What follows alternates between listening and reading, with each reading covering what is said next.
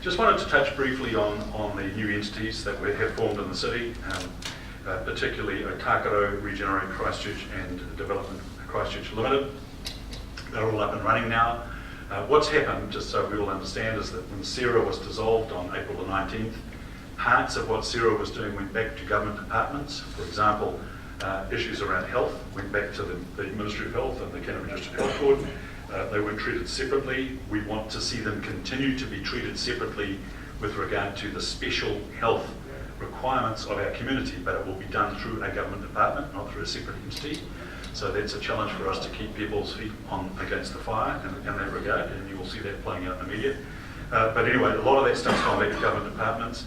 Some legacy stuff has gone into the Department of Prime Minister and Cabinet, and Kelvin Smith is responsible for that.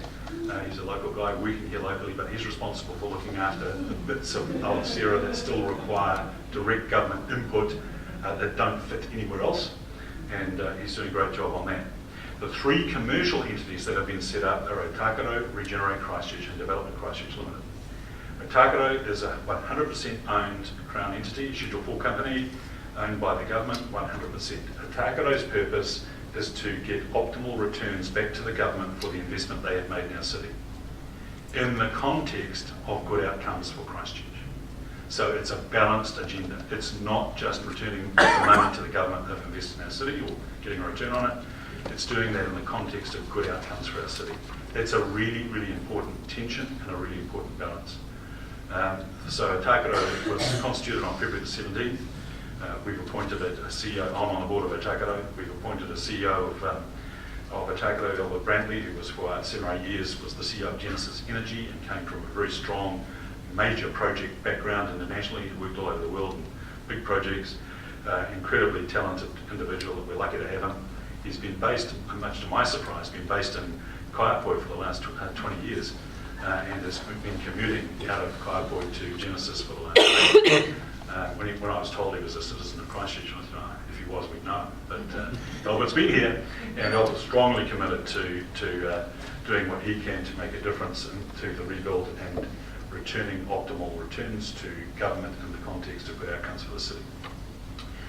The second entity, and incidentally, Otakaro is now geared up. We've got a good senior management team in place. They've got employed a lot of people recently. We have been capitalised by government. We have a specific brief to deliver on the anchor projects, and we'll be capitalised to do that project by project and watch that space, because the reason Otakaro was formed was to get things done. So we will be getting things done. The next entity is, and I always have to manage my conflicts of interest between my role at the Chamber and now my directorship on Otakaro, but I do that astutely and with integrity. The next entity that is involved is Regenerate Christchurch. Regenerate Christchurch is chaired by Andre Lovett, and they just appointed Rob Hall, some of you will know, as the CEO of Regenerate Christchurch. Regenerate Christchurch, 50% owned by the government, 50% owned by the City Council, with an independent director from Ngāi. Over time, it is anticipated that the ownership of and the directorships of Regenerate Christchurch will pass from central government to local government. So over time, over the next 5 years, it's anticipated that governance control and the ownership will pass completely to the city as the city builds up its capability to be involved in regeneration issues. Regeneration issues, this is the big picture economic development stuff. Regenerate Christchurch won't actually do stuff, it will facilitate stuff to be done. For example, it'll be involved in the redevelopment and re-establishment of New Brighton and the exciting new projects that they have planned out there. It's already involved in the Christchurch Adventure Park, which for those of you that don't know is that massive mountain bike and sort of adventure playground under the sign of the Kiwi coming down that valley. They'll be involved in developing the Peterborough Quarter, which is where the convention centre used to be.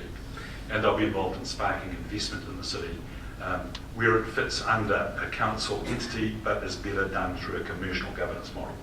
So all these boards, Otakaro, Regenerate Christchurch and Development Christchurch Limited, have commercial boards. They're commercially structured, they're commercial companies, and they're designed to deliver commercial outcomes. Development Christchurch Limited, that's chaired by Bill Dwyer, and they've just appointed Ivan Iafita as their chief executive. He's busy putting things into place and preparing a program of work for Development Christchurch Limited. Development Christchurch Limited is 100% owned by the City Council, and that's responsible for doing stuff that the council sees fits in the context of the rebuild, fits better under a commercial governance model than within the council, which is quite significant. So that Development Christchurch Limited reports in through Christchurch City Holdings, which looks after all the council's commercial investments. And that's quite a significant shift. So the really critical thing, I mean, the first thing people say is, oh, you've got all these new entities, they've got to cross over each other and we've just got more confusion. No, we haven't. The really critical thing to take into account here is that there is cross-governance. So Ross Butler, who is the chair of Otakaro, he is on the board of Regenerate Christchurch. Bill Dwyer, who's the chair of Development Christchurch Limited, is on the board of Regenerate Christchurch. So there's a cross-shareholding, cross-governance model working across those companies to make sure that we're all sticking to scope and doing what we're supposed to be doing. And the CEOs are meeting currently every fortnight for all of the CEOs to make sure that they're all doing what they should be doing, not treading on each other's toes, and that we've got a collaborative outcome going on.